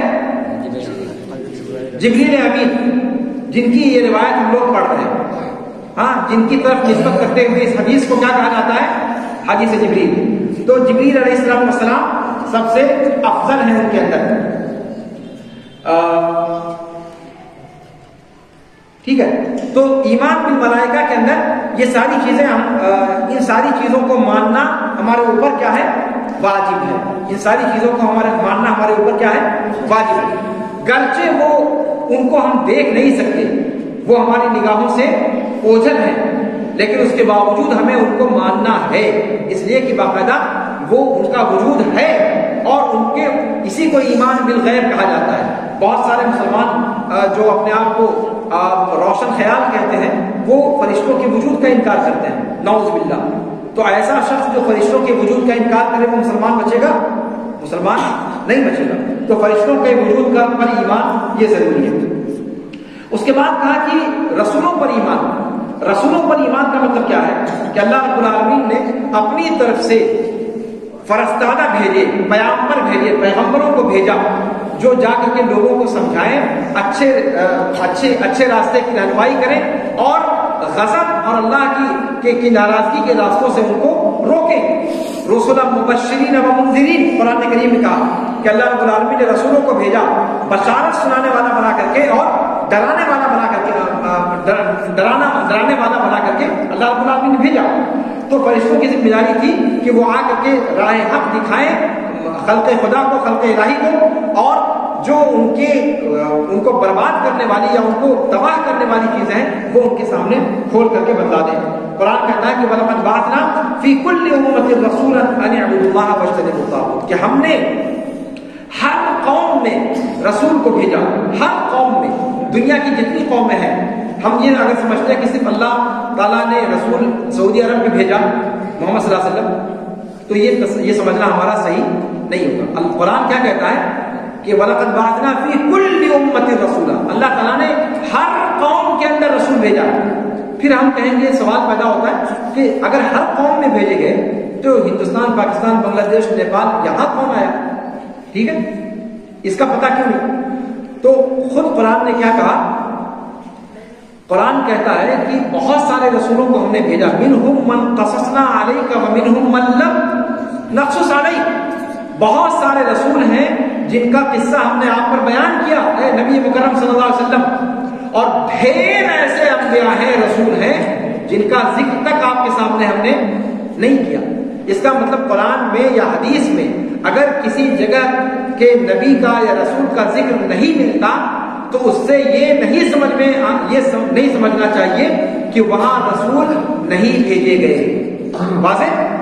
قرآن خود کہتا ہے کہ کوئی قوم دنیا کے اندر ایسی نہیں گزری جس میں اللہ وَإِن مِّنْ أُمَّةٍ إِلَّا خَلَا فِيهَا نَذِيرٌ، کوئی قوم دنیا کے اندر نہیں گزری جس میں اللہ رب العالمین کی طرف سے ڈرانے والا نہ بھیجا گیا۔ اور یہاں قرآن کیا کہتا ہے کہ وَلَقَدْ بَعَثْنَا فِي كُلِّ أُمَّةٍ رَسُولًا، ہر قوم کے اندر، ہر چاہے وہ شرق کی ہو، غرب کی ہو، یورپ کی ہو، امریکہ کی ہو، ایشیا کی ہو، انٹارکٹیکا ہی کی کیوں نہ ہو، دنیا کی کوئی قوم ایسی نہیں ہے جس کے اندر جہاں انسان بستے ہو، قوم بستی ہو اور رسول نہ آئے ہو، ایسا ممکن نہیں۔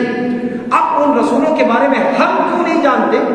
تو خود قرآن نے کہہ دیا کہ بہت سارے رسولوں کے بارے میں ہم نے بیان ہی نہیں کیا، یہ اللہ کی حکمت ہے، اللہ تعالیٰ جانتا ہے۔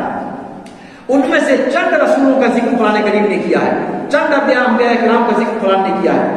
تو سارے کے سارے رسول جن کا ذکر کیا گیا قرآن کے اندر، حدیث کے اندر، اور جن کا ذکر نہیں کیا گیا، ان تمام رسولوں پر، ان تمام نبیوں پر ہم ایمان رکھیں گے۔ ہم اگر کوئی بندہ مسلمان ہے اور رسولوں میں سے کسی ایک رسول کا انکار کر دے، کسی ایک رسول کا، محمد صلی اللہ علیہ وسلم کو تو چھوڑ دیجیے، وہ تو ہماری طرف بھیجے ہی گئے۔ مثال کے طور پر اگر کوئی کہتا ہے کہ ہم نوح علیہ السلام کو رسول نہیں مانتے، مسلمان بچے گا؟ مسلمان نہیں بچے گا۔ یہ نہیں کہہ سکتے آپ کہ بھئی نوح کا انکار کیا نا، محمد صلی اللہ علیہ وسلم کا تھوڑی انکار کیا ہے، محمد صلی اللہ علیہ وسلم جو ان کی طرف بھیجے گئے ان کو تو ایمان چاہیے۔ ایمان بالرسل کا عقیدہ، آپ کہیے کہ ایمان بالرسل یہ ایمان کے ارکان میں سے ہے، اور ایمان بالرسل کا مطلب یہ ہے کہ اللہ تعالیٰ کی طرف سے آدم علیہ السلام سے لے کر اور محمد صلی اللہ علیہ وسلم تک جتنے بھی نبی آئے، نبیوں کی تعداد ایک روایت کے اندر 1,24,000 ذکر کی گئی ہے۔ وہ روایت سند کے اعتبار سے بہت پختہ نہیں ہے، لیکن اس کو کسی نہ کسی حد تک اگر مان لیا جائے تو 1,24,000 نبیوں کی تعداد ہے، ہاں، اور رسولوں کی تعداد 310 سے کچھ زائد ہے۔ کتنی؟ 310 سے کچھ زائد ہے جو رسول بھیجے گئے۔ تو رسولوں کی تعداد نبیوں کے مقابلے میں کچھ نہیں ہے، جیسے آٹے میں نمک، لیکن ان سارے رسولوں پر اور ان 1,00,000 سے زائد جو انبیاء کرام آئے ان میں سے تمام نبیوں پر ان کو ماننا، ان پر ایمان رکھنا یہ ایک مسلمان کے لیے لازمی ہے۔ ان میں سے کسی ایک نبی کا بھی انکار کرتا ہے کوئی مسلمان تو وہ مسلمان باقی نہیں بچتا۔ کیا کہا قرآن نے؟ لا نفرق بین احد من رسلی وقالوا سمعنا واطعنا غفرانک ربنا والیک المصیر۔ ٹھیک ہے، کل آمن باللہ وملائکتہ وکتبہ ورسلہ۔ تو یہ چیز کہ ایمان بالرسل کا مطلب یہ ہے کہ اللہ رب العالمین کی طرف سے جتنے بھی رسول یا جتنے بھی انبیاء کرام بھیجے گئے ان تمام پر ایمان رکھنا، اور ان تمام انبیاء کے بارے میں یہ اعتقاد رکھنا کہ انسانوں میں سے سب سے افضل کون ہے؟ انبیاء کرام، اور انبیاء کرام میں سے سب سے افضل کون ہے؟ وہ جو نبی ہونے کے ساتھ ساتھ رسول بھی ہیں، اور رسولوں میں سب سے افضل کون ہے؟ 5 رسول ہیں، 5 رسول ہیں جن کو اولو العزم من الرسل کہا جاتا ہے۔ سورہ احزاب میں ذکر کیا گیا وَإِذْ أَخَذْنَا مِنَ النَّبِيِّينَ مِيثَاقَهُمْ وَمِنْكَ وَمِنْ نُوحٍ وَإِبْرَاهِيمَ وَمُوسَى وَعِيسَى ابْنِ مَرْيَمَ وَأَخَذْنَا مِنْهُمْ مِيثَاقًا غَلِيظًا۔ یہ 5 انبیاء اللہ کے رسول صلی اللہ علیہ وسلم، نوح علیہ السلام، ابراہیم، موسیٰ اور عیسیٰ علیہ نبینا الصلاۃ والتسلیم، یہ 5 انبیاء، یہ 5 رسولوں میں سے سب سے زیادہ اونچے مقام پر ہیں۔ اور پھر ان 5 میں سے سب سے افضل کون ہے؟ اللہ کے رسول جناب محمد رسول اللہ صلی اللہ علیہ وسلم۔ تو ایمان بالرسل کا مطلب یہ ہے کہ یہ ساری تفصیل جان کر اور ان تفصیلات پر انسان ایک مسلمان ایمان رکھے۔ واضح؟ ایمان بالرسل کا مطلب سمجھ آ گیا؟ جی، تو یہ ایمان بالرسل ہے۔ ایمان بالیوم الاخر کا مطلب کیا ہے؟ ایمان بالیوم الآخر کا مطلب یہ ہے کہ موت کے بعد سے لے کر قیامت کے دن تک کا جو معاملہ پیش آنے والا ہے ان تمام پر ہم ایمان رکھیں. ان تمام پر کیا رکھیں؟ ایمان رکھیں. کب سے؟ انسان کی موت کے بعد سے، انسان کے اس دنیا سے آنکھ بند کر لینے کے بعد سے لے کر اور جہنم والے جہنم میں چلے جائیں، وہاں تک جو حالات پیش آئیں گے ان تمام پر ایمان رکھنا ایمان بالیوم الآخر کے اندر داخل ہے. کیا کیا چیزیں داخل ہے اس کے اندر؟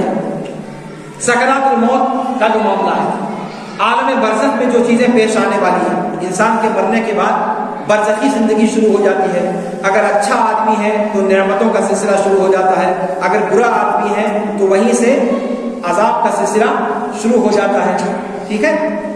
وہ زندگی جو انسان کے مرنے کے بعد کی قبر کی جو زندگی ہے، یا قبر کے اندر اگر نہیں دفن کیا جاتا، جلا دیا جاتا ہے یا دریا بدھ کر دیا جاتا ہے یا گنگا میں پھینک دیا جاتا ہے یا کسی ندی میں بہا دیا جاتا ہے، جس طریقے سے مرنے کے بعد سے لے کر کے قیامت کی صبح تک، جب قیامت کے دن دوبارہ اٹھائے جانے تک کا جو مرحلہ ہے، اس مرحلے کو کیا کہا جاتا ہے؟ برزخ کا مرحلہ کہا جاتا ہے. کیا کہا جاتا ہے؟ برزخ. اور برزخ کا معنی کیا ہوتا ہے؟ برزخ کا معنی ہوتا ہے پردہ، یعنی آپ کے اور ان کے درمیان، ہمارے اور ان کے درمیان ایک پردہ حائل ہے. اس لیے، اور پردہ کب ڈالا جاتا ہے؟ جو پردے کے آڑ میں ہے اس کو چھپانے کے لیے. عورتیں پردہ کیوں کرتی ہیں؟ تاکہ آپ ان کی شکل کو نہ دیکھ سکیں. یہی تو مقصد ہوتا ہے. تو ان کے درمیان اور ہمارے درمیان ایک پردہ ڈال دیا گیا ہے. لہذا ان کے ساتھ کیا ہو رہا ہے، کیسے ہو رہا ہے، اس کی کنڈیشن ہم نہیں سمجھ پاتے، لیکن ہو رہا ہے. اس لیے ہو رہا ہے کہ قرآن نے کہا ہے، حدیث میں اس کا بیان ملتا ہے. تو برزخی زندگی کا ایمان بالیوم الآخر کے اندر داخل ہے کہ قبر کا عذاب ہوتا ہے. مرنے کے بعد انسان کو عذاب اور ثواب کا سلسلہ جاری ہو جاتا ہے. اس چیز پر ایمان رکھنا. مرنے کے بعد منکر نکیر آتے ہیں اور بندے سے سوال کرتے ہیں. 3 سوال کیا جاتا ہے اس سے. کون سے سوال کیے جاتے ہیں؟ کوئی بتائے گا آپ لوگوں میں سے؟ فرشتے مردے سے کس چیز کے بارے میں پوچھتے ہیں؟ کہ تمہارے بچے کتنے تھے؟ تمہاری بیویاں کتنی تھی؟ کتنا میراث چھوڑ کر کے آئے؟ کیا پوچھتے ہیں؟ پہلا سوال من ربک. ماشاء اللہ تبارک اللہ، بہت اچھا.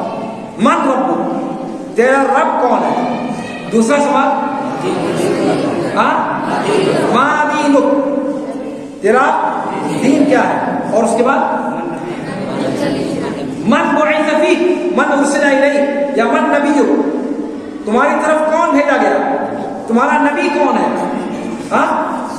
یہ 3 سوال اس سے کیے جاتے ہیں. اور پھر اس کے جواب پر موقوف ہوتا ہے اس کا اگلا معاملہ کیا کیا جائے گا اس کے ساتھ. اس کی تفصیل میں ہم نہیں جائیں گے. ٹھیک ہے؟ اسی طریقے سے یوم آخرت پر ایمان کے اندر یہ بھی داخل ہے کہ ہم یہ عقیدہ رکھیں کہ عام انسان جو مر جاتا ہے وہ تو اس کا معاملہ جو ہے وہ ہے، لیکن جو شہادت کی موت مرتا ہے وہ اپنے رب کے پاس زندہ ہے اور انہیں رزق دیا جا رہا ہے. کیا کہا قرآن کریم میں؟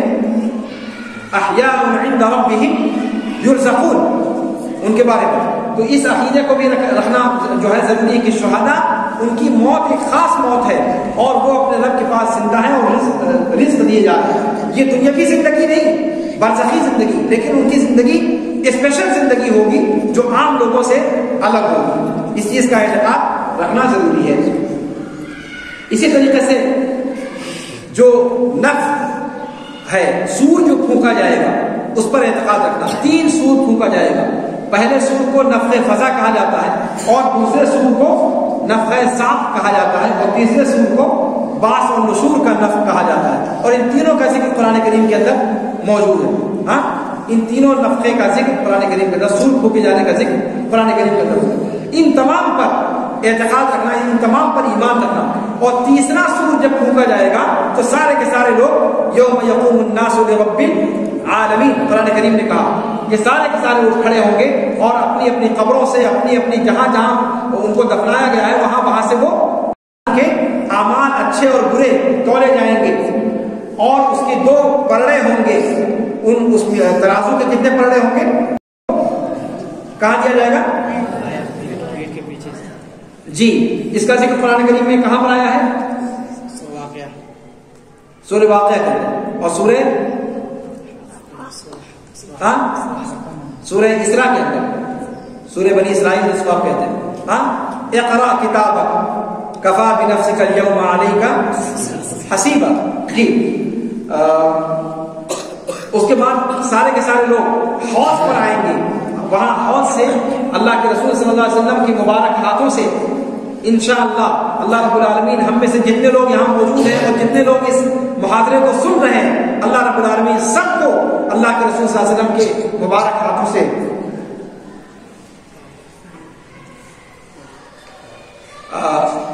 جام نصیب فرمائے۔ اللہ رب العالمین ہم سب لوگوں کو اللہ کے رسول صلی اللہ علیہ وسلم کے ہاتھوں سے وہ جام کوثر نصیب فرمائے۔ کچھ بدبخت ہوں گے جو اس حوض سے بھگائے جائیں گے، اور وہ کون ہوں گے؟ اہل بدعت۔ وہ کون ہوں گے؟ اہل بدعت۔ ان کے اوپر اسلام کی نشانیاں ظاہر ہوں گی، مسلمان ہونے کی جو نشانیاں ہیں وہ ظاہر ہوں گی، ان کے اعضائے وضو چمک رہے ہوں گے، اور اعضائے وضو کی چمک سے اللہ کے رسول صلی اللہ علیہ وسلم آپ جانتے ہیں کہ وہاں کوئی نشانی تو انسان کی رہے گی نہیں، مادر ذات ننگے ہوں گے، نہ کوئی کرتا، نہ پاجامہ، نہ پینٹ، نہ شرٹ، نہ لنگی، نہ نیکر، نہ بنیائی، کچھ بھی نہیں ہوگا، اور نہ کوئی انسان کے پیشانی پر کوئی نشانی ماری ہوئی ہوگی، نہ کوئی نشانی کوئی لگی ہوئی نہیں ہوگی۔ عائشہ رضی اللہ تعالیٰ عنہ نے اللہ کے رسول سے پوچھا کہ اللہ کے رسول کیسے پہچانیں گے آپ؟ جب آدم علیہ السلام کے زمانے سے لے کر کے قیامت کی صبح تک کے سارے لوگ وہاں پر اکٹھا ہوں گے اور سب مادر ذات ننگے ہوں گے، کیا شرمائیں گے نہیں؟ وہیں پر عورتیں بھی ہوں گی، وہیں پر مرد بھی ہوں گے۔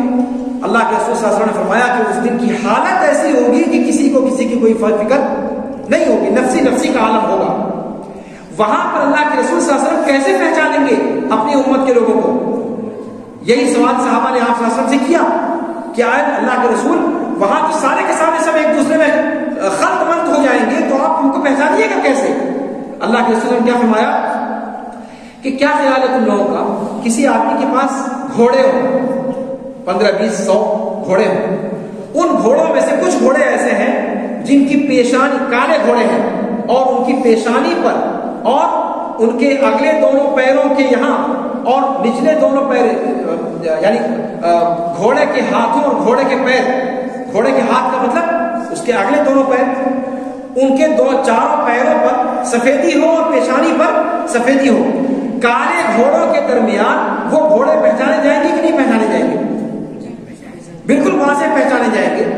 تو کہا کہ ایسے ہی میں اپنی امت کے لوگوں کو ان ساری خلقت کے درمیان سے پہچان دوں گا۔ کیسے؟ سجدے کے نشان سے، اعضائے وضو کے نشان سے۔ اسی لیے اعضائے وضو کے بارے میں کہا گیا کہ وضو اچھی طریقے سے کیا کرے، اور قرآن اللہ کے رسول نے فرمایا کہ جو بندے اچھی طریقے سے وضو نہیں کرتے ان کو جہنم کی تمکین دیا، ویل للعقاب من النار۔ یہ اعضائے وضو، جہاں تک انسان وضو کرتا ہے، یہ سارا کا سارا حصہ قیامت کے دن چمک رہا ہوگا، لائٹ مار رہا ہوگا، اور اس چمک کے ذریعے سے اللہ کے رسول صلی اللہ علیہ وسلم اپنی امت کے لوگوں کو پہچان لیں گے۔ اور یہیں پر یہ بات سمجھ میں آتی ہے کہ یہ چمک کن کے پاس رہے گی؟ جو نماز ہی نہیں پڑھتے۔ کیا خیال؟ جو نماز نہیں پڑھتے ان کو یہ چمک رہے گی؟ چمک نہیں رہے گی۔ چمک نہیں رہے گی تو وہ امت محمدیہ میں شمار نہیں ہوں گے، امت محمدیہ میں شمار نہیں ہوں گے تو پھر نجات ممکن ہے؟ یہیں سے سمجھ لیجئے کہ نماز کی اہمیت کتنی زیادہ ہے۔ قیامت کے دن اللہ کے رسول صلی اللہ علیہ وسلم کی شفاعت کے حقدار یا حوض کوثر سے پینے کے حقدار ہم تبھی ہوں گے جب ہم مسجد کے آنے والے میں سے ہوں، مسجد کے رواج میں سے ہوں۔ 5 وقتہ نمازوں کی اہمیت کا اندازہ آپ اس سے لگائیے۔ بس تو پھر اللہ کے رسول صلی اللہ علیہ وسلم، اچھا، اور وہ لوگ جو بدعتی ہوں گے، وہ ان کے یہاں وہ نماز کی نشانی موجود ہوگی، نماز کی نشانی موجود ہوگی، اس کے باوجود اور اسی نشانی کے موجود ہونے کی وجہ سے اللہ کے رسول صلی اللہ علیہ وسلم جب فرشتے ان کو روکیں گے تو اللہ کے رسول صلی اللہ علیہ وسلم کہیں گے بھائی اس کو، ان لوگوں کو آنے دو، وہ میری امت کے لوگ ہیں، میری امت کے لوگ ہیں، اس لیے لیکن فرشتے کیا کہیں گے؟ سحقا نہیں انت ما تدری ما احدثوا بعدک او کما قال، کیا آپ کو نہیں معلوم کہ انہوں نے آپ کے بعد دین میں کیا نئی نئی چیزیں ایجاد کر لی، یعنی بدعتیں ایجاد کی. تب اللہ کے رسول صلی اللہ علیہ وسلم کہیں گے سحقا سحقا لمن غیر بعد، کہ دوری ہو ایسے شخص کے لیے جس نے میرے دین کے اندر بدعتیں ایجاد کی. تو بدعتی لوگ بھی نمازی ہوں گے. ہم لوگ بہت سارے لوگ کہتے ہیں کہ بھئی اتنا پنج وقتہ نمازی ہیں ماشاءاللہ، مسجد میں پہلی صف میں ہمیشہ نظر آتے ہیں، اور آپ لوگ ان کو برا بھلا کہتے ہیں. نمازیں کام نہیں آئیں گی وہاں پر اگر بدعت میں انسان مبتلا ہے. اللہ رب العالمین ہم سب لوگوں کو بدعت سے بچائے. اچھا، اس کے بعد اللہ کے رسول صلی اللہ علیہ وسلم کی شفاعت نصیب ہوگی. اللہ کے رسول کئی مرحلے میں شفاعت کریں گے، شفاعت کبریٰ بھی کریں گے، پھر اور شفاعتیں کریں گے. جنت کا دروازہ آپ صلی اللہ علیہ وسلم کی شفاعت سے کھلے گا. آپ سبھی لوگ جانتے ہیں کہ لوگ سارے نبیوں کے پاس جائیں گے، سب کہیں گے رب سلم سلم، ہاں آگے جاؤ نفسی نفسی. ابھی نفسی کا عالم ہے، کوئی جس کی سفارش کرنے کی پوزیشن میں نہیں ہے. اللہ تعالیٰ اتنا زیادہ خطرناک ہے کہ اتنا غصہ اللہ تعالیٰ اس سے پہلے کبھی ہوا ہی نہیں. مجھے بخش دو، کسی اور کے پاس جاؤ. ایک نبی کے پاس ٹھہرتے ہوئے آخر میں کہاں پر پڑاؤ ڈالیں گے؟ اللہ کے رسول صلی اللہ علیہ وسلم کے پاس. اور اللہ کے رسول صلی اللہ علیہ وسلم کہیں گے انا علی، میں وہ شفاعت کروں گا. اور پھر اللہ کے رسول صلی اللہ علیہ وسلم جائیں گے اور پھر اللہ رب العالمین کے سامنے سجدے میں گر جائیں گے، اور پھر سجدے میں خاص کلمات اللہ تعالیٰ ان کو القا کرے گا، اور ان کلمات کے ذریعے سے اللہ رب العالمین سے دعا کریں گے. اور اس دعا کے ذریعے سے پھر اللہ رب العالمین ان کو شفاعت کا حق دے گا. پھر وہ شفاعت کریں گے، اور اللہ کے رسول صلی اللہ علیہ وسلم کی شفاعت کے ذریعے سے پھر امتی جنت کے اندر جائیں گے. تو یہ ساری کی ساری تفصیل ہے. اس کے بعد تقدیر پر ایمان، تقدیر کے خیر و شر پر ایمان. انسان یہ عقیدہ رکھے کہ تقدیر اچھی ہو یا بری ہو، یہ سب کی سب انسان کی پہلے سے لکھی جا چکی ہے اللہ رب العالمین کے یہاں. اور تقدیر کے 4 مرتبے ہیں. سب سے پہلا مرتبہ یہ کہ اللہ رب العالمین جانتا ہے کہ کس بندے کے ساتھ کیا ہوتا ہے، اور پھر اللہ رب العالمین نے اس چیز کو اپنے یہاں لکھ بھی رکھا ہے. اس چیز کو اللہ رب العالمین نے اپنے یہاں لکھ بھی رکھا ہے. اور تیسری چیز اللہ رب العالمین کی مشیت، کہ اللہ رب العالمین کی جو مشیت ہے اسی کے تحت انسان کے ساتھ جو کچھ بھی ہوتا ہے وہ ہوتا ہے. اور چوتھی چیز کہ اللہ رب العالمین کی تخلیق، کہ اللہ رب العالمین ہی پیدا کرنے والا ہے ہر اچھی چیز کو اور ہر بری چیز کو جو ہم جس چیز کو برا سمجھتے ہیں. تو تقدیر کے اندر ان ساری کی ساری چیزوں پر ایمان رکھنا یہ ایک مسلمان کے لیے ضروری ہے. قرآن کہتا ہے وَخَلَقَ كُلَّ شَيْءٍ فَقَدَّرَهُ تَقْدِيرًا، اللہ تعالیٰ نے ہر چیز کو پیدا کیا اور اس کا ایک اندازہ متعین کیا. تو یہ اللہ رب العالمین نے جو ہے ایک اندازے کے مطابق ہر چیز کو پیدا کیا. یہ ایمان کے ارکان ہو گئے. اس کے بعد اللہ کے رسول صلی اللہ علیہ وسلم سے احسان کے بارے میں پوچھا گیا. احسان کے 2 مقام ہیں. احسان کے بارے میں کیا کہا اللہ کے رسول صلی اللہ علیہ وسلم نے؟ ان تعبد اللہ کأنک تراہ فإن لم تکن تراہ فإنہ یراک. احسان یہ ہے کہ آپ اللہ کی عبادت ایسے کرو گویا کہ تم اللہ رب العالمین کو اپنے سامنے مشاہد دیکھ رہے ہو. تو یہ مقام مشاہدہ ہے کہ آپ اللہ رب العالمین کو دیکھ رہے ہو، اور یہ سب سے اعلیٰ مقام ہے احسان کا. اور اس کے بعد دوسرا مقام کہ اگر آپ یہ تصور نہیں کر سکتے کہ اللہ رب العالمین کو آپ دیکھ رہے ہو اپنے سامنے، تو یہ تصور کرو کہ اللہ تعالیٰ آپ کو دیکھ رہا ہے. ہاں فَإِن لَمْ تَكُنْ تَرَاهُ فَإِنَّهُ يَرَاكَ. اور اس سے عبادت کے اندر خلوص پیدا ہوتا ہے، اور یہ دوسرا درجہ ہے جس کو مراقبہ کا درجہ کہا جاتا ہے. تو احسان کے اندر مشاہدہ نمبر 1 پہ ہے اور دوسرے نمبر پہ مراقبہ ہے کہ انسان اس کے درمیان رہتا ہے، اور یہ سب سے اعلیٰ درجہ ہے جیسا کہ کل بھی میں نے بتلایا تھا. اللہ رب العالمین کا قرب اور اللہ رب العالمین کی معیت کا انسان عبادت کرتے ہوئے اس چیز کا احساس کرے، اور جب نماز پڑھے تو وہ یہ سمجھے کہ وہ اپنے رب سے سرگوشی کر رہا ہے. کیا ہے اللہ کے رسول نے فرمایا کہ ان احدکم اذا قام یصلی فانما یناجی ربہ. جب تم میں سے کوئی نماز پڑھنے کے لیے کھڑا ہوتا ہے تو وہ حقیقت میں کیا کر رہا ہوتا ہے؟ وہ اپنے رب سے سرگوشی کر رہا ہوتا ہے. اور سرگوشی انسان کب کرتا ہے؟